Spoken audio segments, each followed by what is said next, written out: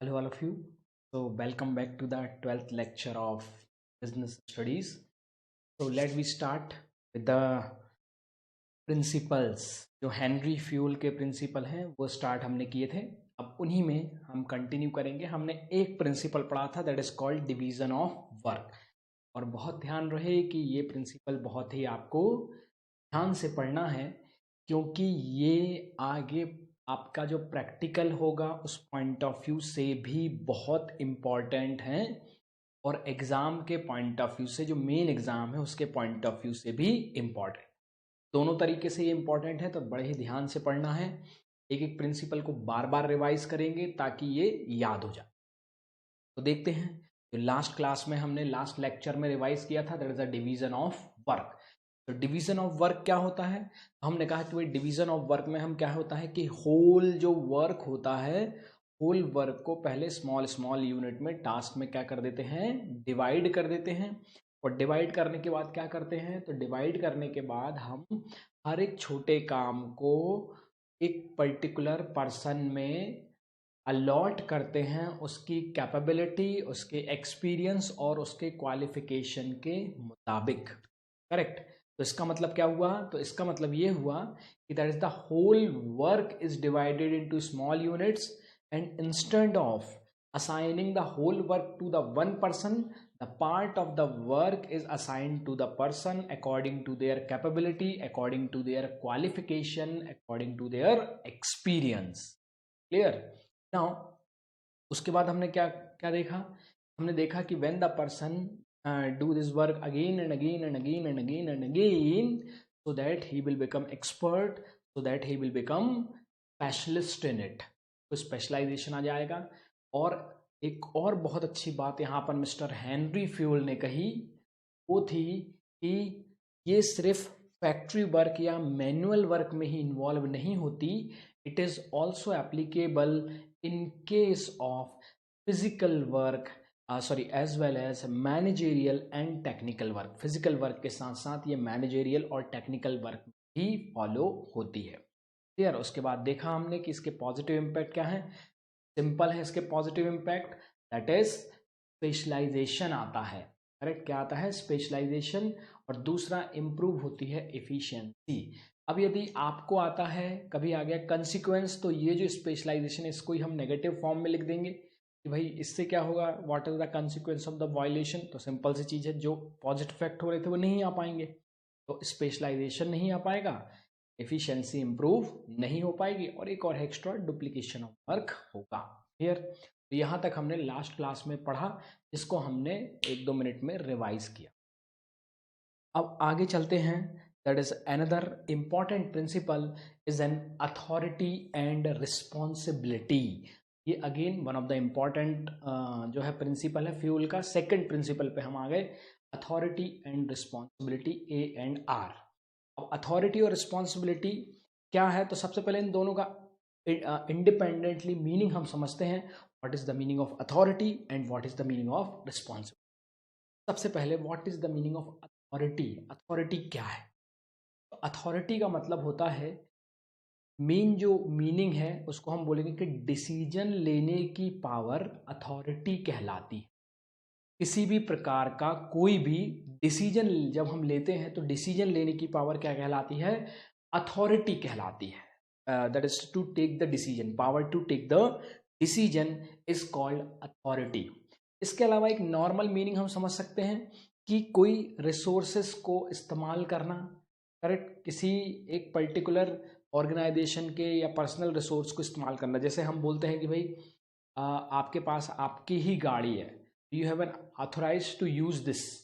आपको अथॉरिटी है कि आप उसका कैसा भी यूज कर सकते हो। तो रिसोर्स को यूज करना भी एक मीनिंग में अथॉरिटी के फॉर्म में आता है, कि रिसोर्स के इस्तेमाल का अधिकार। हाँ, रिसोर्सेज के इस्तेमाल का अधिकार भी एक फॉर्म में अथॉरिटी कहलाता है।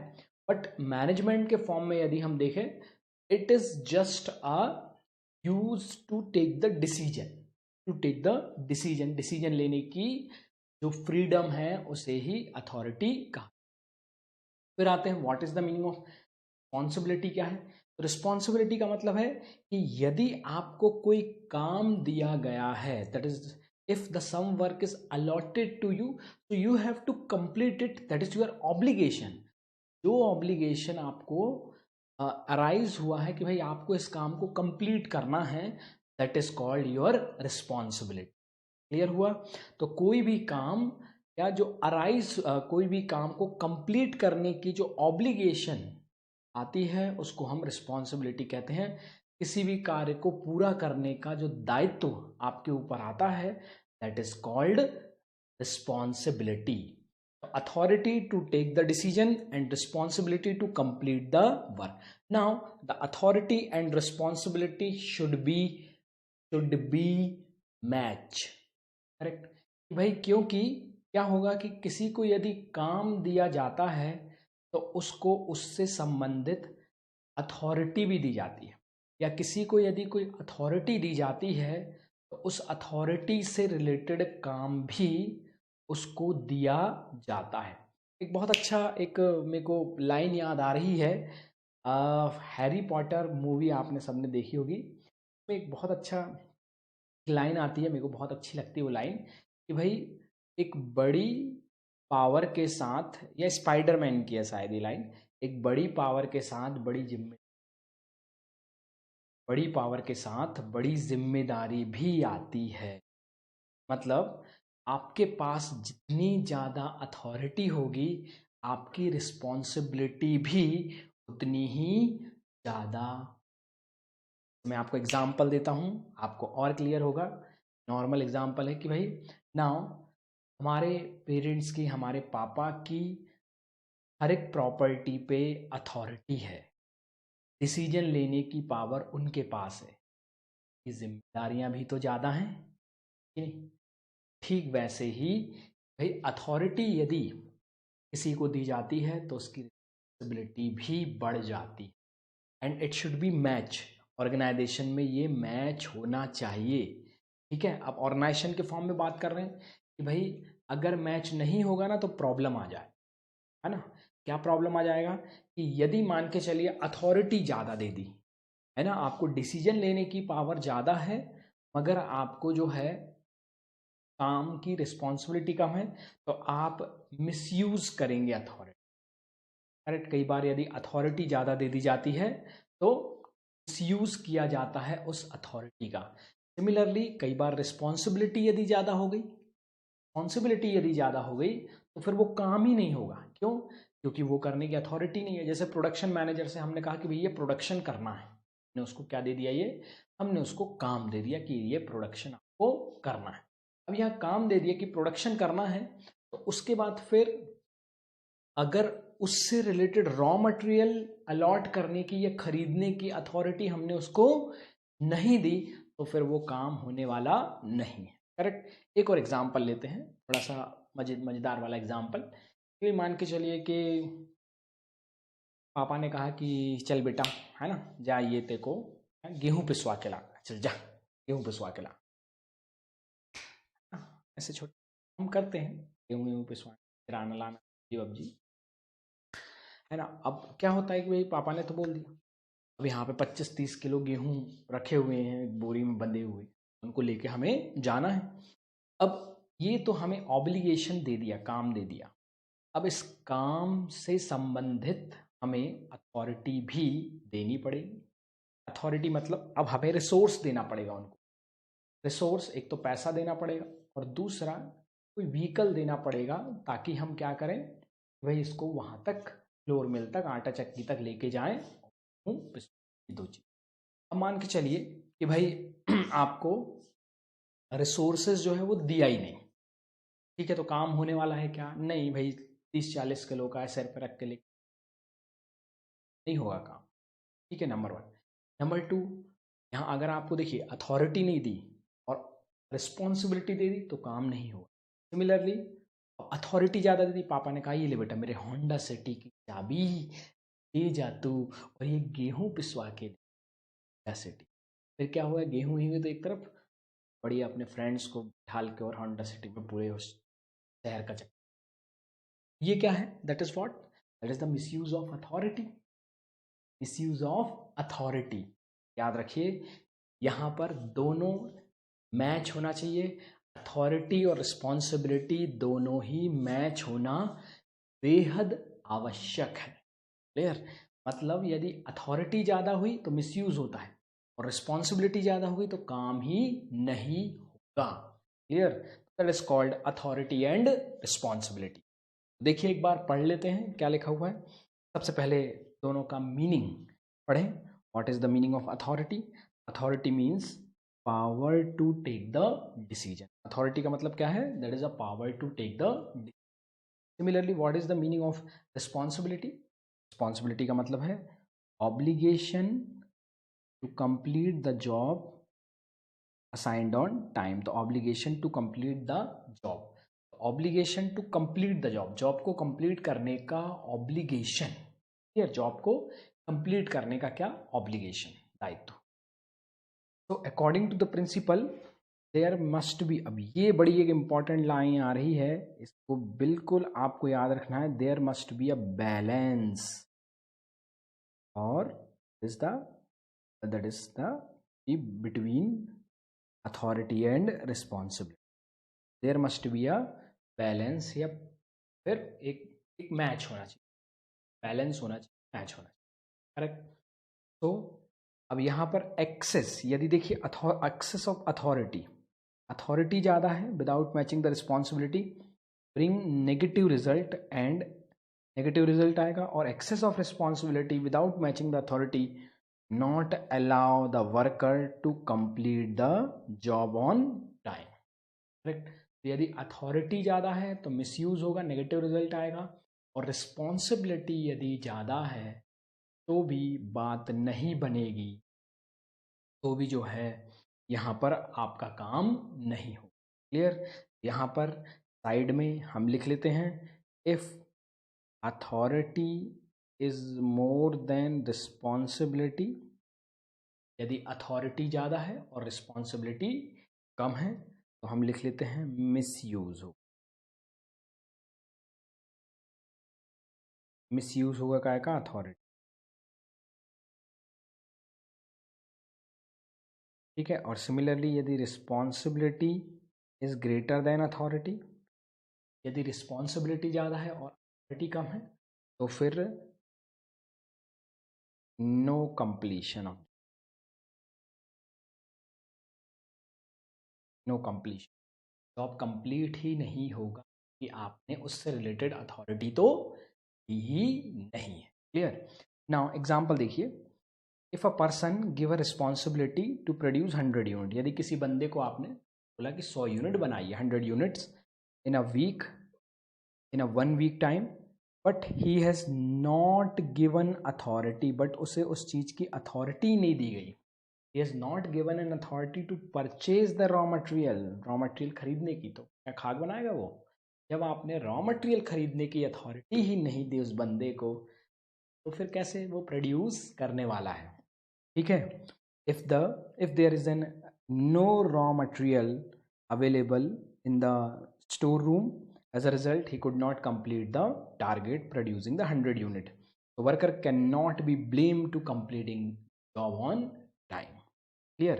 Because he has given responsibility to the, but not matching the authority, दी ही नहीं। क्लियर? दोनों का मैच होना जरूरी है, कंपलसरी है। Excess of responsibility with less authority result to non completion of job. Correct? Similarly अब इसके पॉजिटिव इफेक्ट क्या है भाई? यदि दोनों मैच करके आप देते हैं तो कोई मिसयूज भी नहीं होगा, ठीक है, अथॉरिटी का, क्योंकि बराबर है रिस्पॉन्सिबिलिटी के। Similarly it help to meaning the responsibility without any delay, क्योंकि फिर यदि आपने अथॉरिटी दी है रिस्पॉन्सिबिलिटी के मैच में तो काम भी प्रॉपर होगा, काम भी जल्दी होगा। क्यों होगा जल्दी? क्योंकि भाई आपने प्रॉपर डिसीजन लेने की क्षमता उस व्यक्ति को, कैपेबिलिटी दी है। सिमिलरली अब इन दोनों का नेगेटिव इफेक्ट, कंसिक्वेंस क्या होंगे? यदि आपने वायलेशन किया है इनका तो सबसे पहले काम में डिले होगा। क्यों? क्योंकि अथॉरिटी नहीं दी तो काम में डिले होगा। क्लियर हुआ कि भाई आपने रॉ मटेरियल विड्रॉ करने का तो अथॉरिटी दिया ही नहीं, तो काम में क्या होगा, डिले। तो पहली चीज़ यहाँ पर आ गई कि भाई डिले होगा काम में, completion of work due to less authority. Similarly अगर अथॉरिटी ज़्यादा हुई तो मिसयूज भी होने लगेगा, misuse of authority if the authority is excess. और सिमिलरली ओवरबर्डन, कई बार ओवरबर्डन भी आ जाएगा जब आप रिस्पॉन्सिबिलिटी किसी को ज़्यादा दे। तो 3 कंसिक्वेंस यहाँ पर हैं। करेक्ट कौन कौन से? सबसे पहले डिले होगा। डिले कब होगा? यदि रिस्पॉन्सिबिलिटी ज़्यादा। मिसयूज कब होगा? यदि अथॉरिटी ज़्यादा। ओवरबर्डन कब होगा? यदि रिस्पॉन्सिबिलिटी ज़्यादा। क्लियर हुआ? समझ में आया मेरे ख्याल से? तो देखिए एक बार फिर से समराइज कर लेते हैं। अथॉरिटी का मतलब है that is the right to take the decision या power to take the decision. Responsibility का मतलब है that is obligation to complete the job assign to the employ, assign की गई है उसको ऑन टाइम पे। फिर उसके बाद हमने कहा कि अगर एक्सेस होगी authority over the responsibility so it give the negative impact, misuse of authority. If the responsibility is more than authority, यदि रिस्पॉन्सिबिलिटी ज़्यादा है, सेकंड वाला रिस्पॉन्सिबिलिटी ज़्यादा है, तो there is a no chance of completion of the work on time, काम complete ही नहीं होगा। फिर हमने देखा एग्जाम्पल और उसके बाद फिर उसके पॉजिटिव इम्पैक्ट देखे। यदि दोनों इक्वल होंगे that is the no misuse of authority and completion of job on time. यदि नहीं है, नहीं किया आपने इस प्रिंसिपल का यूज़, कई बार डिले भी होगा, कई बार मिसयूज भी होगा और कई बार ओवरबर्डन भी आएगा। अब इसकी केस स्टडी कैसे आती है? तो बिल्कुल सिंपल, देखिए कंसेप्ट यदि समझ में आ गया है आपको। केस स्टडी, किसी भी प्रकार के अधिकार अगर आपको कहीं दिखाई दे रहे हैं, जैसे मान के चलिए डायरेक्टर ने अधिकार दिया है कि हम एम्प्लॉय से काम ले सकते हैं और हमको ये काम कराना है, या हम एम्प्लॉय को पनिश कर सकते हैं यदि उन्होंने गड़बड़ की, मगर ये काम हमें टाइम पर कराना है।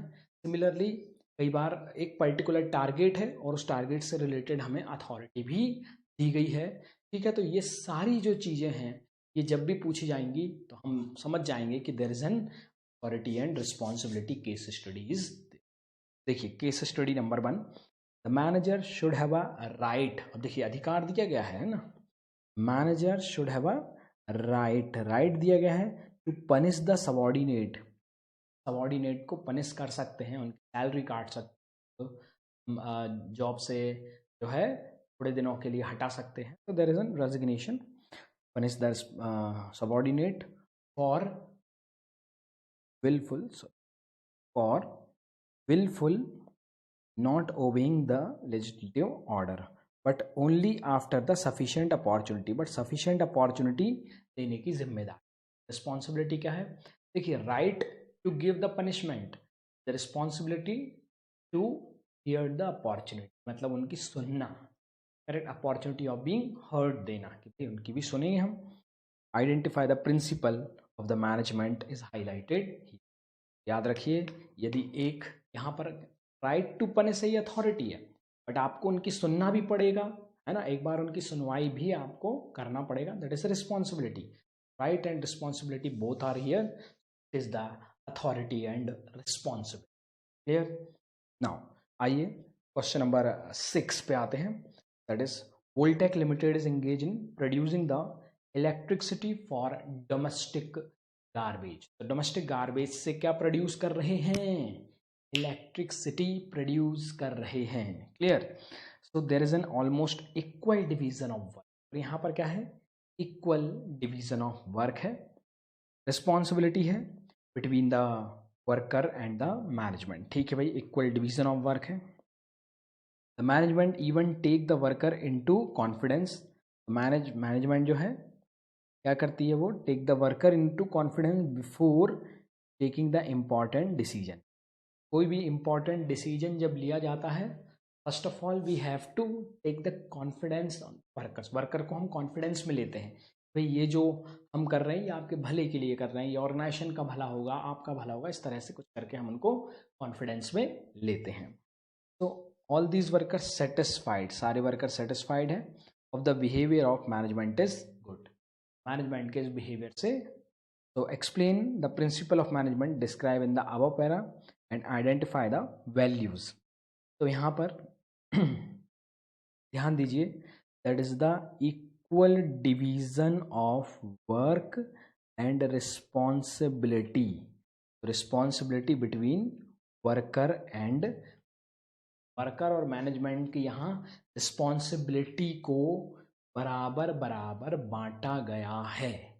ये जो हम सुन रहे हैं ना कि भाई डिवीजन ऑफ वर्क क्या हुआ है, जिम्मेदारियां दी गई हैं और उनके प्रति अधिकार भी दिए गए।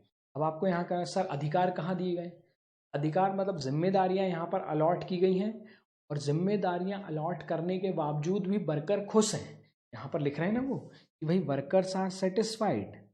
जिम्मेदारियां बांटने के बाद भी यदि वर्कर जो है वो क्या है, हैप्पी हैं, खुश हैं, इसका मतलब ही है कि भाई यहाँ पे इसका बिल्कुल सेम मीनिंग है कि उनको अथॉरिटी भी, क्योंकि आपको एक बात बताइए, यदि कोई काम दे दिया जाए और उसके प्रति कोई अथॉरिटी नहीं दी जाए तो आप सेटिस्फाइड होंगे क्या? नहीं।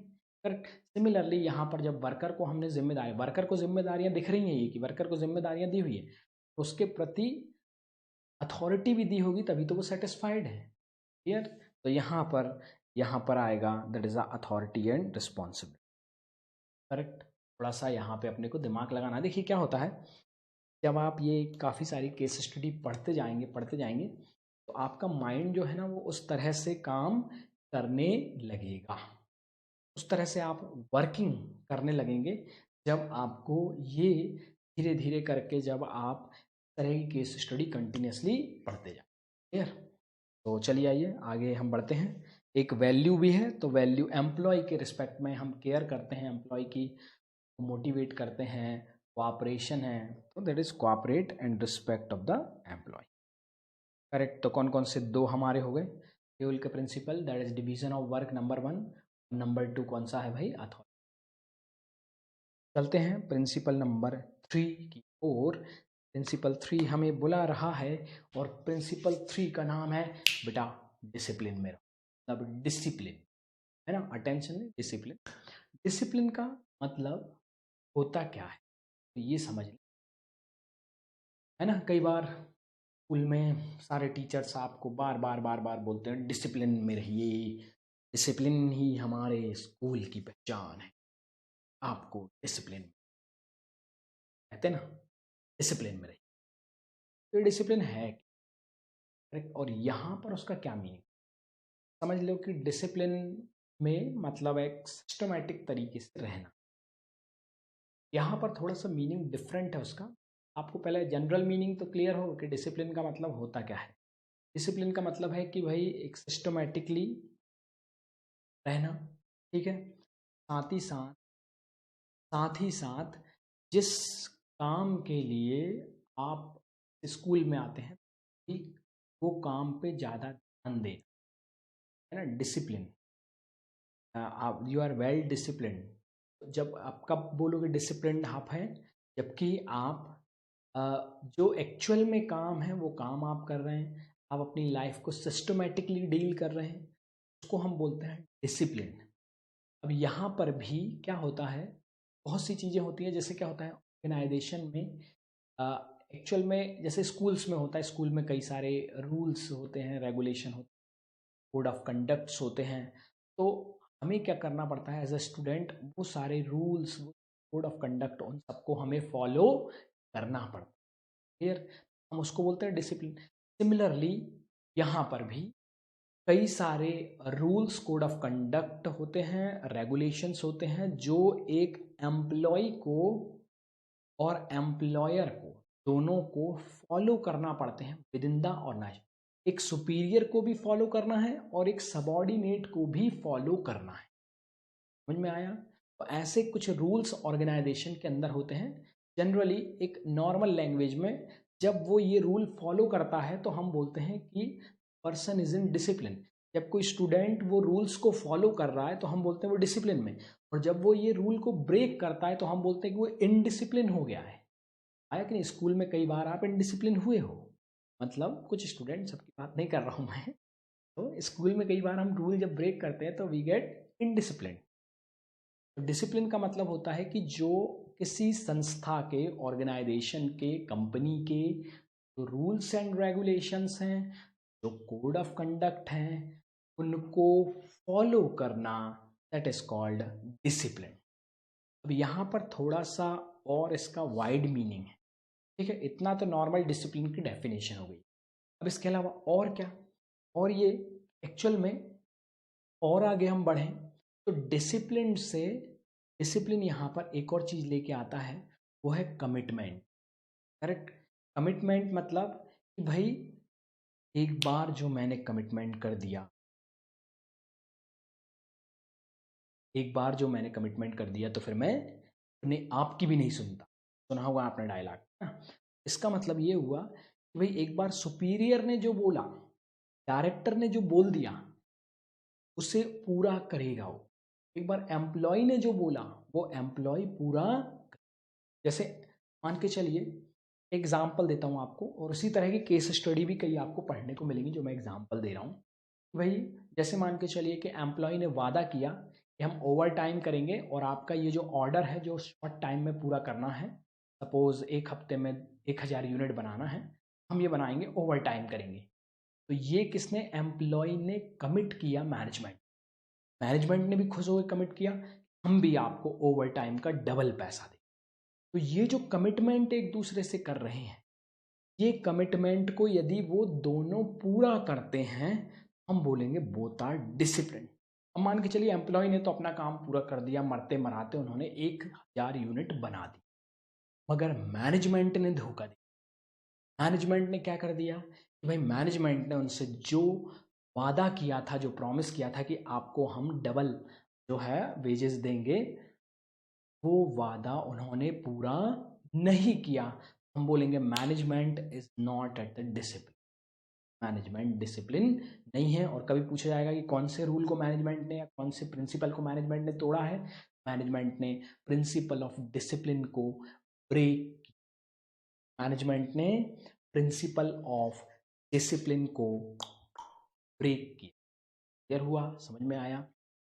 ठीक उसी तरह से कई सारे कमिटमेंट्स जो मैनेजमेंट और वर्कर्स के बीच में किए जाते हैं, उन कमिटमेंट को पूरा करना, एम्प्लॉयर अपने एम्प्लॉय को सेटिस्फाइड करे, एम्प्लॉय अपने एम्प्लॉयर को सेटिस्फाइड करे, there is an good relationship, good superior subordinate relationship बने। बस यही इसका पर्पस है डिसिप्लिन। प्रिंसिपल ऑफ डिसिप्लिन का मतलब समझे आप? प्रिंसिपल ऑफ डिसिप्लिन का मतलब होता है कि भाई जो भी कमिटमेंट आपने किए हैं, जो भी आपने कहा है, उनको आपको पूरा करना पड़ेगा।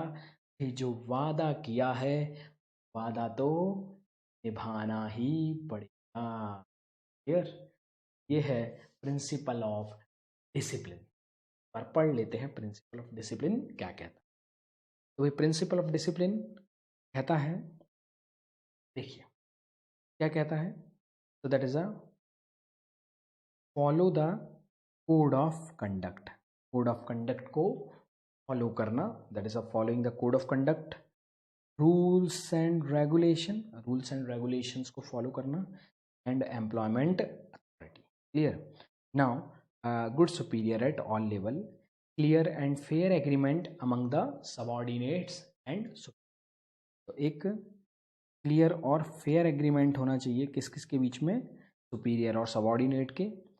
Meeting commitment, that is a more important word is there, meeting commitment at all level, commitment पूरा करना, अपना अपना कमिटमेंट पूरा करना, पूरे करने की कैपेबिलिटी। ठीक है, that is judicious application of penalty, अगर पेनल्टी है तो पेनल्टी को भी लगाना।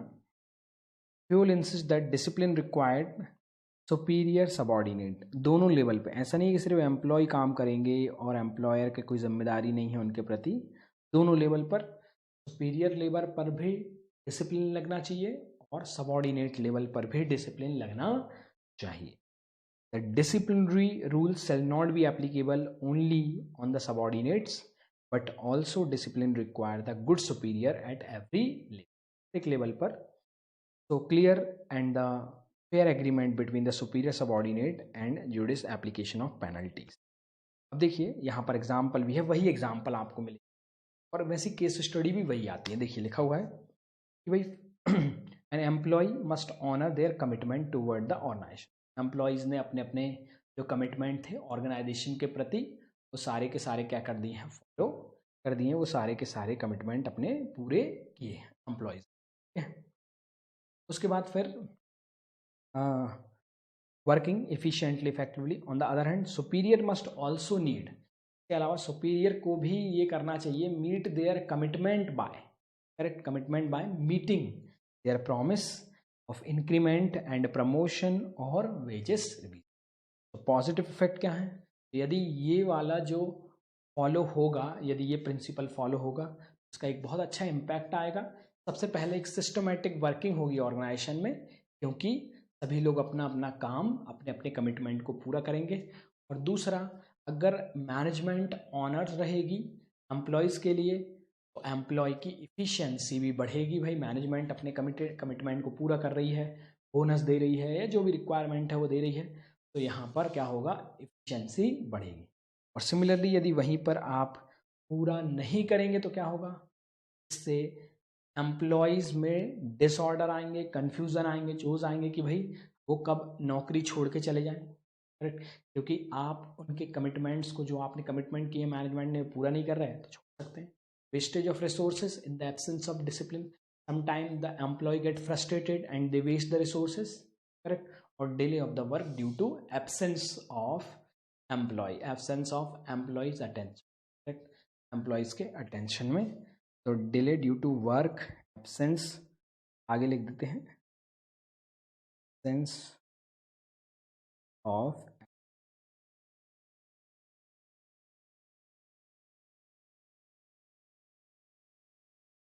Correct, employees. चलिए अब ये केस स्टडी बिल्कुल आसान है, जरा एक एक बार फटाफट इनको पढ़ेंगे और फिर हम आगे बढ़ेंगे।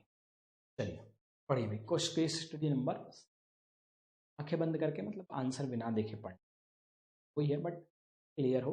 बाद में भी केस स्टडी दी हुई है, कंबाइंड भी है, अलग अलग। देखिए, the management of a company promise the worker to pay extra wages. Management ने ये प्रॉमिस किया है, ये वादा किया है एम्प्लॉय से, आपको हम एक्स्ट्रा वेजेस का पेमेंट करेंगे if they work over time, यदि आप क्या कर रहे हैं, ओवर टाइम काम कर रहे हैं तो। ठीक है भाई, बट लेटर ऑन, एम्प्लॉय ने तो काम किया, मगर देखिए बाद में क्या हो गया, क्या हो गया सर, मैनेजमेंट रिफ्यूज टू पे द एक्स्ट्रा वेज। मैनेजमेंट ने अपना कमिटमेंट पूरा नहीं किया, है ना, एम्प्लॉइयों ने तो बेचारों ने किया काम, अगर मैनेजमेंट ने अपना कमिटमेंट पूरा नहीं किया। तो which principle is violated in this case, principle violate हो रहा है बताइए, that is the principle of discipline, यहाँ पर वायलेट हो रहा है, principle of discipline. Clear, number 8 पे आते हैं, आया समझ में आया, the management the worker has enter into the agreement. ठीक है भाई, मैनेजमेंट और वर्कर दोनों ही आपस में एग्रीमेंट किया है, एक एग्रीमेंट है, that worker will do over time to cover up the loss. भाई वर्कर ने कहा कि जो कंपनी नुकसान में चल रही है, लॉस में चल रही है, और ज़्यादा काम करेंगे, भरपूर काम करेंगे, जो कंपनी लॉस में चल रही है उसको प्रॉफिट में लेकर।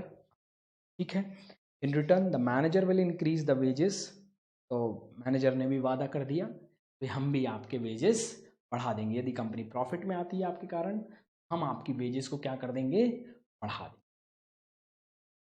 फिर उसके बाद in return the manager will increase the wages, return में क्या क्या है, बोली manager, but management later refuse to increase the wages, बाद में मैनेजमेंट ने धोखा दे दिया, मैनेजमेंट ने क्या कर दिया, धोखा दे दिया साहब। मैनेजमेंट ने कहा कि अब हम नहीं बढ़ा पाएंगे, मैनेजमेंट ने कौन से प्रिंसिपल को वायलेट कर दिया, लॉ ऑफ डिसिप्लिन को violate, that is management later refuse to increase the wages, so the principle of discipline. Number 9 पे आते हैं, the management and the worker have enter into the agreement, the worker will do over time to cover up the loss, वही same है, और manager will increase the wages, दो बार print हो गया, तो वही मैनेजमेंट ऑफ डिसिप्लिन। क्लियर हुआ, अभी तक हमने कौन कौन से 3 प्रिंसिपल पढ़े हैं? चलिए फटाफट मेरे को सिर्फ नाम बताइए। सबसे पहला number 1 that is division of work, number 2 authority and responsibility, and number 3 correct.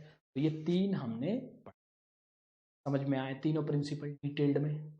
Division of work clear है? देखिए माइंड में रिवाइज करते रहना है। जैसे मैंने वर्ड बोला डिवीजन ऑफ वर्क, आपके माइंड में घूम जाना चाहिए पूरा डिवीजन। सेकंड मैंने बोला अथॉरिटी एंड रिस्पॉन्सिबिलिटी, माइंड में पूरा अथॉरिटी एंड रिस्पॉन्सिबिलिटी आ गया आपको समझ में। अथॉरिटी ज़्यादा दो क्या, रिस्पॉन्सिबिलिटी ज़्यादा दो क्या, पॉजिटिव पॉइंट, वायलेशन। फिर मैंने बोला डिसिप्लिन, कमिटमेंट, वादा। ठीक है, अब आते हैं that is the principle number 4 पे। 4 क्या कहता है? 4 बोलता है यूनिटी ऑफ कमांड होना चाहिए। ये यूनिटी ऑफ कमांड है क्या, और नहीं होगा तो क्या होगा? सबसे पहले देखते हैं यूनिटी ऑफ कमांड है क्या। एक्चुअल में एक बहुत अच्छा प्रिंसिपल है ये, और the principle should be followed, followed होना ही चाहिए। और नहीं होता है तो क्या होता है वो मैं आपको एग्जाम्पल से समझ, पहले अपन उसका थोड़ा कोर मीनिंग समझ लेते हैं। क्या होता है कि unity of command, unity of command का मतलब होता है कि किसी भी एम्प्लॉय को जो ऑर्डर मिलना चाहिए वो एक ही एम्प्लॉयर से मिलना चाहिए। ऑर्डर जो है वो एक ही एम्प्लॉयर से मिलना आवश्यक है, जरूरी है। जरूरी है क्यों है भाई? एक ही एम्प्लॉय से क्यों मिलना चाहिए? उसका कारण है कि यदि एक एम्प्लॉयर की जगह या एक बॉस की जगह कई सारे बॉसेस से ऑर्डर मिलता है ना, तो ये एम्प्लॉय सब मूर्ख बना देता। करेक्ट, जैसे मान के चलिए एक एम्प्लॉय है मिस्टर ई फॉर एम्प्लॉय, और दो बॉस हैं उनके, बॉस ए और बॉस बी, ऐसे दो बॉस हैं। अब क्या होगा, ये जो एम्प्लॉय है मिस्टर ई, जब कोई बॉस इनको काम देने आएगा, मतलब मान के चलिए ए काम देने आया एम्प्लॉय को, तो क्या बोलेगा ये कि भाई मैं बॉस बी का काम कर रहा हूँ। और जब बी काम देने आएगा तो क्या बोलेगा, मैं ए का काम। तो एक बॉस से बोलेगा दूसरे बॉस का काम कर रहा हूँ, और पहले दूसरे बॉस से बोलेगा पहले वाले बॉस का। इस तरह से ये कंफ्यूज कर देगा दोनों। क्लियर, समझ में आया? तो इस तरह से ये जो है, ये अगर आपको एक से ज़्यादा व्यक्तियों से ऑर्डर मिलते हैं, एक से ज़्यादा व्यक्ति, सोचिए दो का ऑर्डर दिया, अगर मैं 3-4 बॉस होते तो और ज़्यादा कन्फ्यूजन क्रिएट होता। ठीक है, इस तरह से उन्होंने कहा कि यूनिटी ऑफ कमांड होना चाहिए, मतलब the instruction, the order, the advice should be given from the one boss only, है ना। जैसे कई बार आपको से कोई एक सब्जेक्ट है, मान के चलिए अकाउंट है, मैं बोलता हूँ चलो अकाउंट का होमवर्क बताओ, आप बोलते हो सर वो बिजनेस का होमवर्क कर रहे थे वो टीचर ने दिया, इंग्लिश का होमवर्क कर रहे थे वो टीचर ने दिया। तो ये क्यों दिक्कत आ रही है? सर वो उसकी तैयारी कर रहे थे, सर टेस्ट है। क्यों दिक्कत आ रही है? क्योंकि यूनिटी ऑफ कमांड है, अलग अलग सब्जेक्ट के टीचर अलग अलग चीज़ें आपको होमवर्क के रूप में या उसमें टेस्ट के रूप में जो भी है उसमें देते हैं। अब आप एक टीचर से दूसरे टीचर का बोल देते हो और दूसरे टीचर से पहले टीचर का बोल देते हो, या बहाने बना देते हो और बच जाते हो, है कि नहीं? एग्जाम्पल दिया ना मैंने, हाँ ये करते हो आप, मेरे को पता है। तो that is what, that is a unity of command. ऐसा होना चाहिए यूनिटी ऑफ कमांड में कि भाई एक दिन एक टीचर पूरा होमवर्क दे दे, दूसरे दिन दूसरा टीचर। एक दिन भाई फ्राइडे को अकाउंट का होमवर्क मिलेगा बहुत सारा, सैटरडे को इकोनॉमिक्स का। देयर इज एन यूनिटी कि भाई उस पर्टिकुलर डे पे यूनिटी रहेगी। ऐसे ही ये एग्जाम्पल है। ऐसे ही क्या होता है, फैक्ट्रीज में there should be a unity of command होना चाहिए, ऑर्डर एक बॉस से ही मिलना चाहिए। क्लियर? चलिए देखिए, आइए, according to the principle an employ should employ should receive order from one boss. सिर्फ आपको एक ही बॉस से ऑर्डर मिलना चाहिए, ऑर्डर ओनली वन। ठीक, ठीक है भाई, because if he is receiving order from more than one boss, यदि आप एक से ज़्यादा बॉस से ऑर्डर मिलेगा तो ही विल गेट कंफ्यूज्ड। तो कन्फ्यूज़न आएगा, ये एक और बड़ी दिक्कत है, कन्फ्यूज़न। करेक्ट, कन्फ्यूज हो जाओगे कि, बोलूँगा मैं, कन्फ्यूज हो जाओगे कि किस बॉस का ऑर्डर मानूं, इसमें कन्फ्यूज हो, समझ में आया ना, कि मैं पहले ए बॉस का ऑर्डर मानूं या बी बॉस का, ये एक बड़ा कन्फ्यूजन है। ए का काम नहीं किया तो ए बुरा मान जाएगा, बी का काम नहीं किया तो बी बुरा, इसके अलावा दोनों को उल्लू बनाने का काम अलग ही है। इस तरह से भाई कन्फ्यूज्ड, सबसे पहली दिक्कत तो कन्फ्यूजन में आएगी कि भाई will not be able to understand whose order must be executed first, इसका ऑर्डर माना जाए। पापा ने भी बोल दिया ये काम कर, मम्मी ने भी बोल दिया काम कर, नाउ यू गेट कन्फ्यूज्ड कि किसका काम करूं, दोनों का ही नहीं किया। पापा से बोल दिया मम्मी का काम कर रहा था, मम्मी से बोल दिया पापा, ये क्या है, यू गेट कन्फ्यूज्ड। और कन्फ्यूजन का फिर क्या होगा ये आपको पता है। तो will not be able to understand whose order must be executed first. For example, if the employee of the production department ask to go slow in the production to maintain the quality. तो production department के head का कहना है कि employ आराम से काम करो, क्वालिटी मेंटेन करना है। मगर देखिए सेल डिपार्टमेंट कुछ और ही बोल रहा है। क्या बोल रहा है भाई, that is a sale incharge instruct the employ to faster in a production to meet the pending order, जल्दी काम करिए pending order, so that in this situation employee get confused whose instruction must be followed, किसके instruction हम follow करें, किसके नहीं करें। Clear. अब एग्जाम्पल देख लीजिए, एग्जाम्पल हो गया, सॉरी एग्जाम्पल है पॉजिटिव इम्पैक्ट। देखिए पॉजिटिव, यदि अगर आप एक ही बॉस से ऑर्डर अगर दिलवाते हो, एक ही बॉस होता है, यूनिटी ऑफ कमांड होता है, तो क्या क्या ये होंगे, पहला भाई कोई कंफ्यूजन नहीं होगा एम्प्लॉय के माइंड में किसकी मानूं और किसकी ना मानूं। क्लियर। फिर उसके बाद ईगो प्रॉब्लम नहीं आएगा। ईगो प्रॉब्लम किसको है, बॉस को है, हेड ऑफ डिपार्टमेंट को। समझ में आया कि भाई जैसे मान के चलिए एक का ऑर्डर नहीं माना तो ईगो प्रॉब्लम, मेरा ऑर्डर नहीं माना, देख लूंगा। तो ये क्या है, ईगो प्रॉब्लम आ जाए। ठीक है, कोई टीचर की बात नहीं मानी तो कई बार बोलते ना, तो बेटा वो टीचर की बात मान, हमारी नहीं मान रहे, चलो देखते तुमको। ये क्या है, that is the ego problem. ठीक है, तो ये ईगो प्रॉब्लम आ जाता है। अगर ये यूनिटी ऑफ कमांड होगा तो प्रॉब्लम नहीं आएगा। Improve the effectiveness in working, effectiveness बढ़ेगी क्योंकि एम्प्लॉय एक ही ऑर्डर पे ध्यान देगा। अब यदि ये नहीं होता है, मान के चलिए वायलेशन होता है, वायलेशन होता है तो ये नहीं होगा, इनको नेगेटिव फॉर्म में लिख देंगे। जैसे कन्फ्यूजन होगा, अभी अपन ने लिखा नो कन्फ्यूजन, तो यहाँ पर क्या होगा, कन्फ्यूजन होगा। सिमिलरली ईगो क्लैश होंगे तो ईगो क्लैश वाला पॉइंट भी यहाँ पे। इफिशियंसी, तो इफिशियंसी कम हो जाएगी। ठीक है, इसके अलावा देखिए second point, subordinate get a chance to escape. कई बार सबॉर्डिनेट चालू रहेगा, सबॉर्डिनेट मतलब जो एम्प्लॉय है एस्केप कर सकता है उसकी responsibility by giving the excuse, जो आप कई बार करते हैं, बाय गिविंग द एक्सक्यूज। ठीक है, और ईगो क्लैश होंगे डिफरेंट सुपीरियर्स के। और उसके बाद फिर फोर्थ नंबर है difficulty in maintaining the discipline in the organisation. It is very difficult to discipline, discipline में भी प्रॉब्लम जाएगी और एफिशिएंसी भी कम होगी, चाहे तो लिख सकते हैं। क्लियर हुआ। फोर्थ नंबर का क्या है भाई, कि भाई इसका मतलब है कि एक ही बॉस से ऑर्डर मिलना चाहिए। यदि एक बॉस की अपेक्षा एक से ज़्यादा बॉस से ऑर्डर मिलते हैं, the employ get confuse that whose order will be implemented first. Correct. और फिर एक प्यारा सा हमें एग्जाम्पल दे देना है भाई, और ये जो एग्जाम्पल है ना, केस स्टडी भी ऐसी ही आएंगी कि भाई एक डिपार्टमेंट कुछ बोल रहा है, दूसरा डिपार्टमेंट कुछ बोल रहा है, एम्प्लॉय, एम्प्लॉय बेचारा हैरान हो रहा है, करे तो करे क्या। ये क्या है, that is the unity of command का अर्थ है।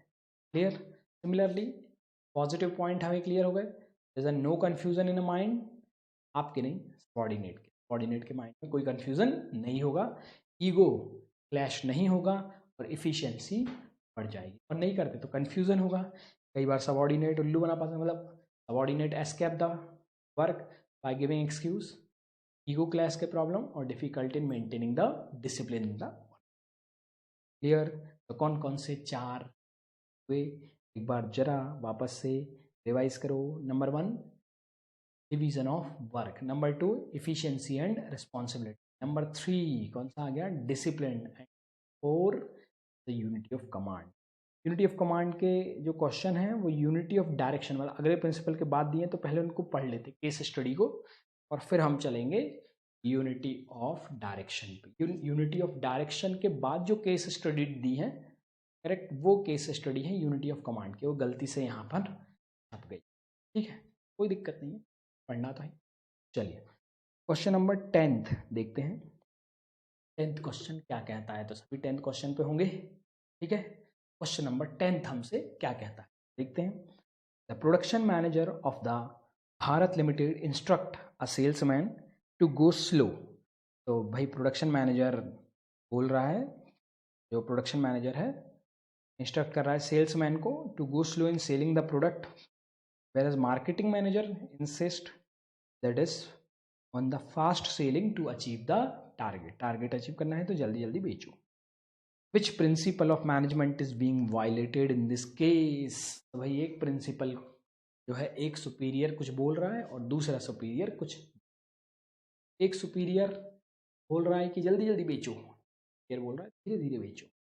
बताइए यहाँ पर कौन सा प्रिंसिपल वायलेट हो रहा है। यूनिटी ऑफ कमांड वायलेट हो रहा है, क्योंकि दोनों सुपीरियर में से किसकी सुने, एम्प्लॉय गेट कंफ्यूज्ड। क्लियर, तो यहाँ पर देखिए in this case violation of unity of command, salesman getting the order from the two boss, consequence of violation of the principle. इससे क्या होने वाला है, कंसिक्वेंस पूछे हैं, confusion in the mind of the salesman, reduction in the efficiencies, ego clash होंगे, और similarly एक और पॉइंट हमने जो पढ़ा था कि भाई superior subordinate get excuse. Question number 11 पे आइए। A sales person asked to finalise the deal with the customer. Sale person बोल रहा है कि हमें ये डील क्या करना है, फाइनलाइज कस्टमर से। ठीक है भाई, the marketing manager allow him to give a discount up to 10%। तो मार्केटिंग कितना हुई 10%, जबकि finance manager allow him to give discount up to 25। एक मैनेजर, फिर देखो दो मैनेजर के बीच में मतलब प्रिंसिपल के बीच में या दो सुपीरियर्स के बीच में, दो बड़े बड़े लोगों के बीच में आपस में जब कॉन्फ्लिक्ट आ गए हैं, ईगो क्लैश हो रहे हैं, एम्प्लॉय को समझ में नहीं आ रहा है क्या करें, कौन सा प्रिंसिपल वायलेट हो रहा है, that is unity of command.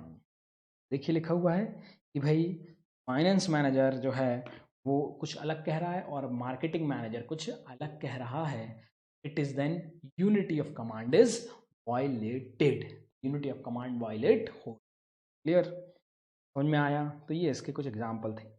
अब आते हैं principle of unity of direction. Direction क्या कहता है जरा देख लेते हैं। देखिए डायरेक्शन का मतलब तो क्या होता है, सिंपल, पहले सिंपल मीनिंग देखें।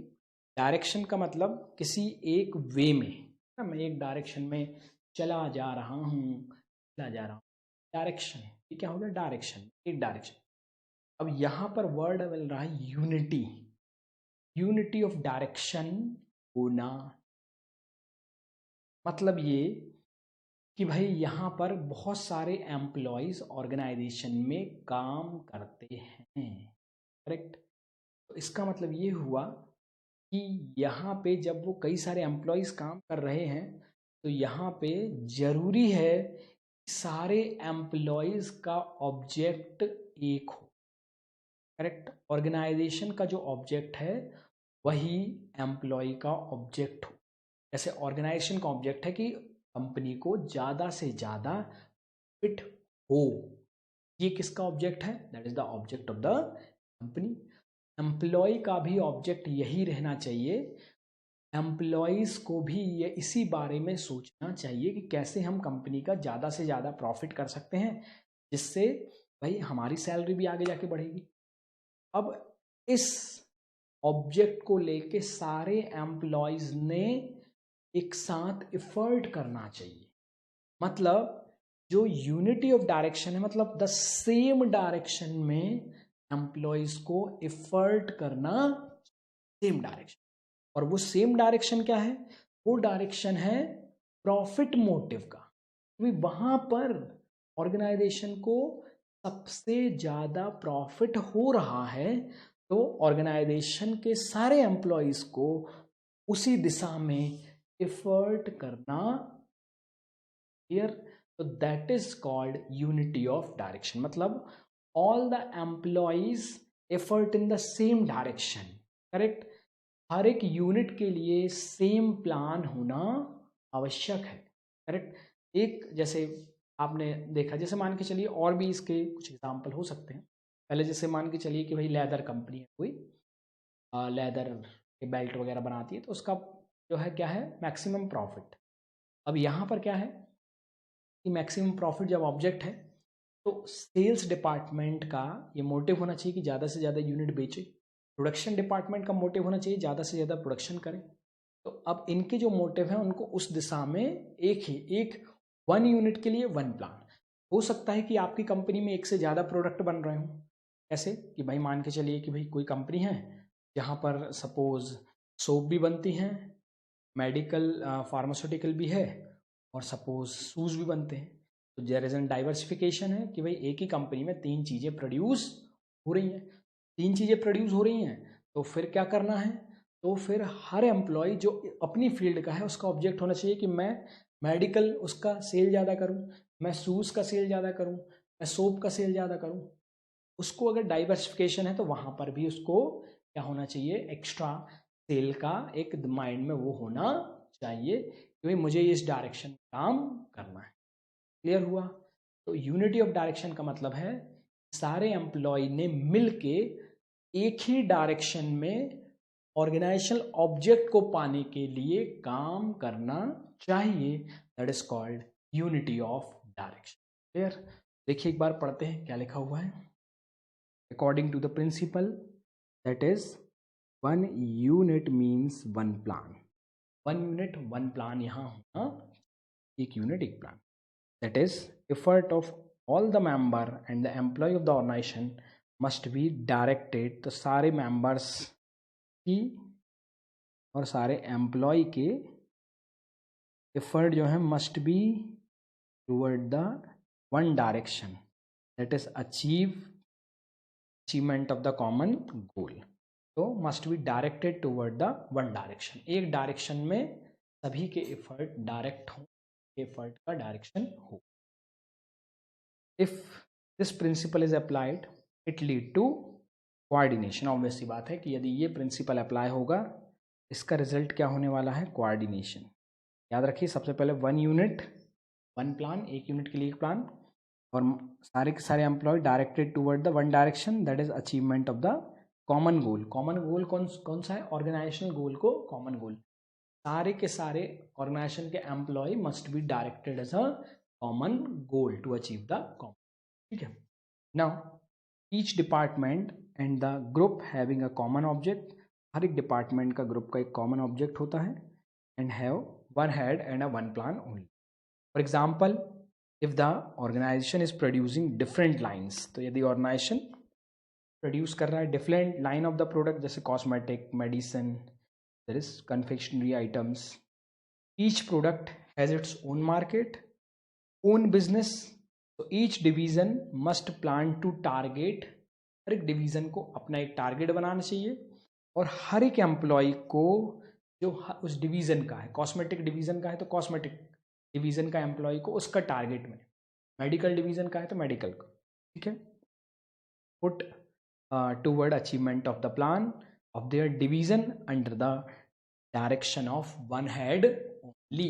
करेक्ट। तो वन हेड मतलब वन बॉस के अंडर में उनको एक ही डायरेक्शन में। पॉजिटिव इम्पैक्ट क्या है इसके, अचीवमेंट ऑफ द ऑर्गेनाइजेशनल गोल। पहला कि यदि होगा बहुत ही आसानी से ऑर्गेनाइजेशन का गोल अचीव हो जाएगा, और दूसरा effort of all the employ get unified toward the one direction. तो सारे एम्प्लॉयज़ एक ही डायरेक्शन में काम करेंगे। और तीसरा अगर आप चाहें, इससे कोऑर्डिनेशन बहुत बेहतर हो जाएगा। यदि एक ही डायरेक्शन में रहेंगे तो कोऑर्डिनेशन आसान होगा। ठीक है। अब देखिए यदि इसका पालन नहीं किया तो कोऑर्डिनेशन भंग हो जाएगा, लैक ऑफ कोऑर्डिनेशन। दूसरा वेस्टेज होंगे एफर्ट, क्योंकि हर एक व्यक्ति अपने अपने दिशा में काम करेगा, ऑर्गेनाइजेशन का गोल अचीव ही नहीं हो पाएगा, और उनके जो एफर्ट हैं वो भी वेस्ट हो जाएंगे। Wastage of effort and resources by working the different direction. और difficult in achieve the organisational goal, goal भी क्या हो जाएगा, डिफिकल्ट टू अचीव हो जाएगा। क्लियर, समझ में आया।